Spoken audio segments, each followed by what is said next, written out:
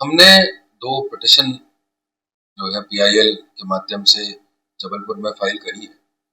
जिसमें एक पिटीशन तो हमने वक्फ बोर्ड के लिए फाइल करी है, जिसमें हमने मांगा है कि वक्फ बोर्ड जो है वो एक केयर टेकर है, वो प्रॉपर्टीज का वक्फ संपत्तियां जो है उनका मालिक नहीं हो सकता। उसकी वजह ये है कि वक्फ बोर्ड का जो एक्ट है, वक्फ एक्ट 1995, उस एक्ट के हिसाब से अगर देखा जाए तो वक्फ बोर्ड एक केयर टेकर है। क्योंकि इसी संबंध में एक पिटीशन हमने पहले फाइल करी है, जिसमें सरकार ने खुद ये कहा है और खुद ये माना है कि कई सारे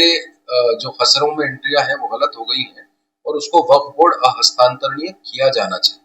अहस्तांतरणीय से मतलब ये होता है कि भाई अगर वो हस्तांतरणीय है तो उसको ट्रांसफर नहीं किया जा सकता। तो इसलिए हमने ये मांगा है और ये देख रहे हैं हम कई कई बार से कि इस तरीके के विवाद आ रहे हैं सामने कि सरकार ने वक्फ बोर्ड की जमीनें ले ली और वक्फ बोर्ड ने वो जमीनें दे दी, तो वो चीजों से विवाद उत्पन्न हो रहे हैं, बिना मतलब के कियोस क्रिएट हो रहा है। तो उस चीज के लिए हमने ऑनरेबल कोर्ट से ये मांग करी है कि वक्फ बोर्ड सिर्फ एक केयर टेकर है, केयर टेकर से ज्यादा कुछ नहीं है। इसलिए वक्फ बोर्ड किसी भी प्रॉपर्टी को ट्रांसफर नहीं कर सकता, म्यूटेट नहीं कर सकता, म्यूटेट से मैंने नामांतरण नहीं कर सकता, या सरकार उस जमीन पर एक्विजिशन नहीं कर सकती, उसका अधिग्रहण नहीं कर सकती,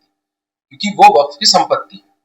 और इसी तरीके से दूसरी हमने एक पिटीशन फाइल करी है, जिसमें मदरसों के लिए हमने बात करी है कि साहब मदरसा जो होता है उसमें जो पढ़ाया जाता है, ये सालों से पढ़ाया जा रहा है,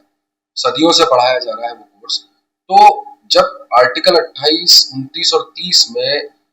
माइनॉरिटीज को अपनी इंस्टीट्यूशंस बनाने का अधिकार दिया है,